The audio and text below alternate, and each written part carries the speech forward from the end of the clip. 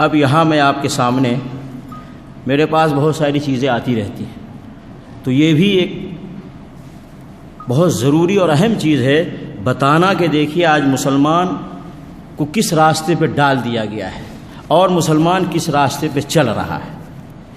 یہ کیا لکھا ہے اس میں؟ کیا لکھا ہے بھائی؟ یا علی ہے یا اللہ ہے؟ یا علی ہے نا؟ اس میں کیا ہے؟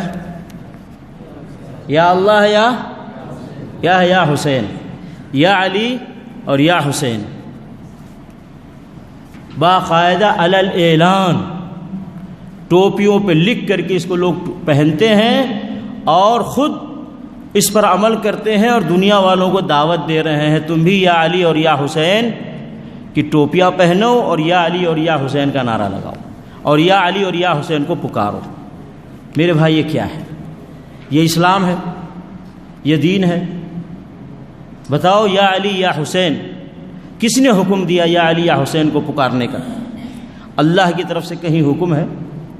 محمد رسول اللہ صلی اللہ علیہ وسلم کی طرف سے کہیں حکم ہے؟ خود علی رضی اللہ تعالیٰ عنہ نے کبھی حکم دیا کہ مجھے پکارو؟ یا حسین رضی اللہ تعالیٰ عنہ نے حکم دیا کہ مجھے پکارو؟ تو پھر کس راستے پہ جا رہے ہیں؟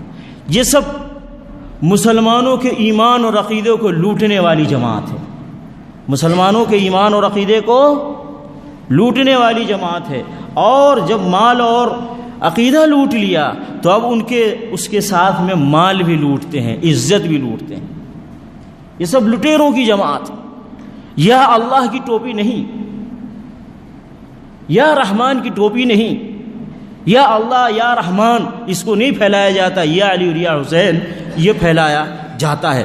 بلکہ آپ کو پتہ ہے باقاعدہ ایک شعر میں نے پڑھا ایک جگہ، وہ شعر سنانے سے پہلے ایک بات بتا دوں، میں کبھی کبھی سوچتا ہوں یہ یا علی یا حسین یہ پکارتے ہیں، کبھی سنا ہے آپ نے یا آدم پکارا ہو، یا نوح،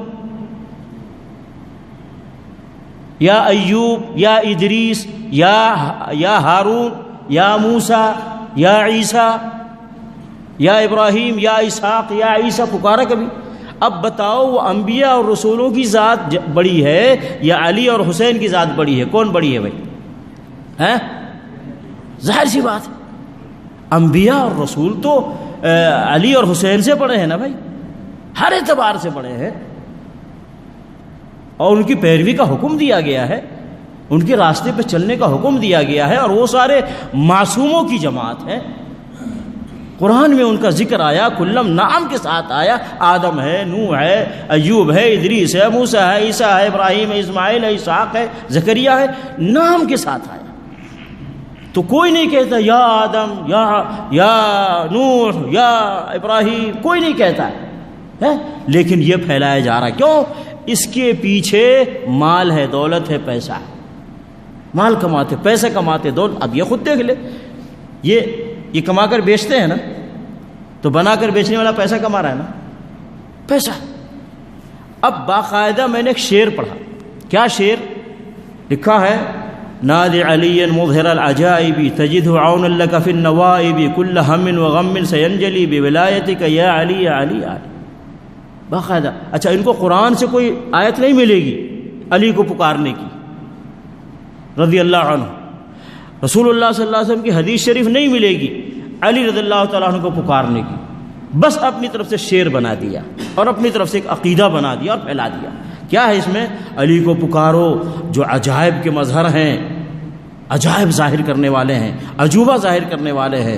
تو جب پکارو گے تو کیا ہوگا؟ تم ان کو پاؤ گے مدد کرنے والے، ہر مشکل حالات میں، ہر مشکل حالات میں ان کو مدد کرنے والا پاؤ گے۔ پھر کیا کہتے ہیں؟ ہر غم اور پریشانی چھٹ جائے گی، دور ہو جائے گی، ختم ہو جائے گی۔ کیسے؟ بے ولایتی کا، تیری ولایت کے ذریعے سے، اے علی اے علی اے علی۔ کس نے کہا؟ یہ جو بات ہے کہاں سے؟ قرآن سے ہے، قرآن میں ہے، رسول صلی اللہ علیہ وسلم کے احادیث مبارکہ میں ہے، یا خود علی رضی اللہ تعالیٰ عنہ یہ کہا ہو کہ مجھے پکارو گے تمہاری پریشانیاں دور ہو جائیں گی، یا یہ کہ حسین رضی اللہ تعالیٰ عنہ نے فرمایا ہو کہ میرے بابا علی کو پکارو گے تمہاری پریشانیاں دور ہو جائیں گی؟ ابے کس نے کہا ہے؟ کہاں سے لائے ہوئی؟ ہمارا دین کیا ایسا ہی ہے جو آئے اور حکم جاری کر دے اپنا کہ یہ کرو، اور حکم جاری کر دے کہ یہ مت کرو؟ نہیں، ہمارا دین ایک بنیاد پہ قائم ہے، وہ ہے اللہ کا حکم جو قرآن میں ہے، محمد رسول اللہ صلی اللہ علیہ وسلم کا ارشاد اور فرامین جو حدیث شریف کے اندر ہے، جو صحیح حدیث سے ثابت ہے، اور جو صحابہ کرام کی پوری جماعت نے کیا ہے، صحابہ کے بعد تابعین، تبع تابعین، جس کو ہم سلف صالحین کہتے ہیں۔ ہمارا دین ایک بنیاد پہ قائم ہے، یہ تھوڑی جو چاہے حکم جاری کر دے یہ کرو اور پھر حکم جاری کر دیا مت کرو، تو یہ کہاں سے آئے؟ ہم تو قرآن مجید میں یہ اچھا دیکھیے، یہ مدد کے لیے ان کو پکارتے ہیں۔ اب خود سوچے، علی رضی اللہ تعالیٰ عنہ شہید کیے گئے، معلوم ہے آپ لوگوں کو؟ علی رضی اللہ تعالیٰ عنہ معلوم ہے آپ لوگوں کو؟ نہیں پتہ؟ ابو بکر صدیق رضی اللہ تعالیٰ عنہ کی وفات ہوئی مدینے میں، عمر فاروق رضی اللہ تعالیٰ عنہ بھی شہید کیے گئے، عثمان غنی رضی اللہ تعالیٰ عنہ شہید کیے گئے مدینے میں، علی رضی اللہ تعالیٰ عنہ بھی شہید کیے گئے عراق میں۔ اب علی رضی اللہ تعالیٰ عنہ اپنے آپ کو نہیں بچا سکے، اپنے پرابلم کو وہ نہیں دور کر سکے، اپنی پریشانی میں اپنے آپ کو وہ کام نہیں آ سکے، اور تم کہتے ہو ہماری پریشانی علی دور کریں گے؟ عجیب سی بات ہے۔ علی رضی اللہ تعالیٰ عنہ اگر دوسروں کا پرابلم دور کر سکتے تھے تو پہلے تو اپنی جان بچا لیتے، دشمنوں کو ہٹا دیتے اپنے پاس سے، جو قاتل آئے تھے، جو حملہ کرنے والے آئے تھے علی رضی اللہ تعالیٰ عنہ کے پاس۔ جو علی رضی اللہ تعالیٰ عنہ اپنے آپ کو نہ بچا سکے، اپنا پرابلم پہ پریشانی نہیں دور کر سکے، تم کہتے ہو ان کو پکاریں گے تو تمہاری پریشانی میں وہ مدد کریں گے تمہاری؟ یہ جھوٹ بولتے ہیں یہ بولنے والے۔ علی رضی اللہ تعالیٰ عنہ کا یہ عقیدہ نہیں تھا، علی رضی اللہ تعالیٰ عنہ نے کبھی ایسا نہیں کہا کہ جو مجھے پکارے گا میں اس کی مدد کروں گا، جو مجھے پکارے گا میں اس کی پریشانی دور کروں گا، نہیں فرمایا علی رضی اللہ تعالیٰ عنہ۔ اسی طریقے سے حسین رضی اللہ تعالیٰ عنہ کی شہادت ہوئی ہے، حسین رضی اللہ تعالیٰ عنہ کی شہادت ہوئی کربلا میں۔ اب حسین رضی اللہ تعالیٰ عنہ سب رو رو کر کے واقعہ سناتے ہیں، ان کی مظلومیت کا واقعہ رو رو کر کے سناتے ہیں، اور جن لوگوں نے قتل کیا ان کے اوپر لان تان کرتے، گالیاں دیتے ہیں۔ ابے تم حسین رضی اللہ تعالیٰ عنہ کو مدد کے لیے پکارتے ہو اور پھر مظلومیت کے ساتھ وہ قتل کر دیے گئے، شہید کر دیے گئے، اس کو بھی بیان کرتے ہو۔ یعنی وہ خود اپنی جان، اپنے گھر والوں کی جان نہیں بچا سکے، اپنے اور اپنے گھر والوں کی کوئی مدد نہیں کر سکے، ظالموں نے ان کو شہید کر دیا۔ اب تم آئے ہو اپنی پریشانی، اپنے پرابلم میں حسین رضی اللہ تعالیٰ عنہ کو پکارنے کے لیے؟ یہ کون سا عقیدہ ہے؟ یہ کون سا دین ہے؟ یہ کون سی عقل ہے؟ عقل کے بھی خلاف ہے یہ۔ بھائی ایک محتاج کی مدد کر سکتا ہے؟ بھائی ایک نابینا کو راستہ دکھا سکتا ہے؟ تو جو خود پریشانی، تکلیف اور مظلومیت کی حالت میں شہید کر دیے گئے، اب تم کہتے ہو ہماری پریشانی میں وہ مدد کریں گے، ان کو پکارو۔ اچھا، پھر اسی طریقے سے حسین رضی اللہ تعالیٰ عنہ کو دشمنوں نے گھیرا، حسین رضی اللہ تعالیٰ عنہ ان کی فیملی کو دشمنوں نے گھیرا، انہیں قتل کیا، انہیں شہید کیا بڑی مظلومیت کے ساتھ۔ حسین رضی اللہ تعالیٰ عنہ نے کتنی مرتبہ پکارا علی رضی اللہ تعالیٰ عنہ کو؟ کتنی مرتبہ پکارا؟ کوئی بتا سکتا ہے؟ ابے آج تم یا علی کہہ کے حضرت علی کو پکارتے ہو رضی اللہ عنہ، اور سمجھتے ہو اور کہتے ہو کہ تجدہ عونا لک فی النوائب، تم ان کو اپنا مددگار پاؤ گے ہر مشکل حالات میں۔ حسین رضی اللہ تعالیٰ عنہ، ان کی پوری فیملی کربلا میں مشکل حالات سے گزر رہی ہے، بتاؤ حسین رضی اللہ تعالیٰ عنہ نے اور ان کے گھر والوں نے کتنی مرتبہ علی رضی اللہ تعالیٰ عنہ کو پکارا؟ تو یہ کون سا دین، کون سا عقیدہ ہے؟ اس کا نہ اللہ کے قرآن سے یہ عقیدہ ملے گا، نہ محمد رسول اللہ صلی اللہ علیہ وسلم کی زندگی سے عقیدہ ملے گا، بلکہ آل رسول صلی اللہ علیہ وسلم، علی رضی اللہ تعالیٰ عنہ، حسن حسین رضی اللہ تعالیٰ عنہما، فاطمہ رضی اللہ تعالیٰ عنہا، یہ سارے لوگوں کا یہ عقیدہ نہیں تھا کہ یا علی یا حسین کر کے پکارو۔ یہ لوگوں نے اپنی طرف سے بنایا ہے، ایک غلط عقیدہ ہے، ایک شرکیہ عقیدہ ہے، اور اس شرکیہ اور غلط عقیدے کے اوپر لوگوں کو ڈالا جا رہا ہے۔ اس سے بچنا چاہیے اور اس سے دور رہنا چاہیے۔ دیکھیں، ہمیں تو قرآن مجید میں تعلیم یہ دیا گیا ہے، یہ مثالیں دی گئی ہیں قرآن مجید کے اندر کہ انبیاء اور رسول مشکل حالات میں پڑے تو کس کو پکارا؟ دیکھیے، وَنُوحًا إِذْ نَادَىٰ مِن قَبْلُ فَاسْتَجَبْنَا لَهُ فَنَجَّيْنَاهُ وَأَهْلَهُ مِنَ الْكَرْبِ الْعَظِيمِ۔ سورہ انبیاء میں آیت ہے کہ نوح علیہ السلام جب انہوں نے پکارا اور ہم نے ان کی پکار کا جواب دیا اور ہم نے ان کو ان کے گھر والوں کو کرب عظیم، ایک بڑی مصیبت سے ہم نے ان کو نجات دی۔ نوح علیہ السلام مشکل میں پڑے، کس کو پکارا؟ اپنے رب کو، اور رب فرما رہا ہے رب العالمین کہ ہم نے انہیں مشکل حالات سے نجات دی۔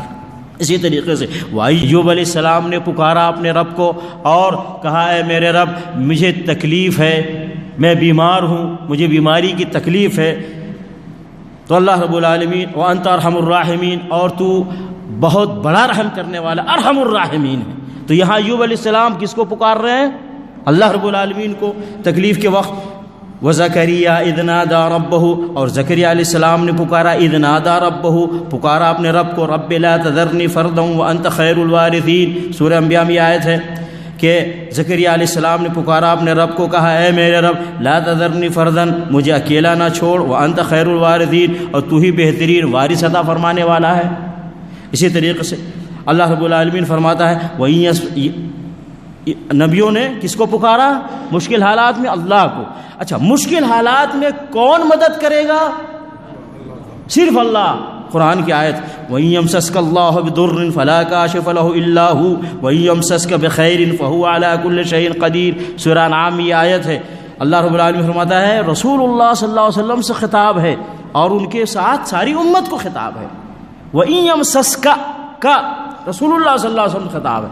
اگر تمہیں اللہ رب العالمین کی طرف سے کوئی تکلیف پہنچے، فلا کاشف لہ الا ہو، اس تکلیف کو کوئی دور نہیں کر سکتا سوائے اس کے، یعنی اللہ کے۔ وَإِن يَمْسَسْكَ بِخَيْرٍ فَهُوَ عَلَى كُلِّ شَيْءٍ قَدِيرٌ، اور اگر وہ تمہیں کچھ خیر اور بھلائی دینا چاہے تو وہ ہر چیز پہ قادر ہے۔ تو کیا مطلب؟ ہر خیر کا مالک اللہ ہے، جس کو چاہے عطا فرمائے۔ ہر مشکل اور پریشانی دور کرنے والی ذات اللہ ہے اور وہی مشکلات دور کر سکتا ہے۔ اسی طریقے سے ایک اور جگہ فرمایا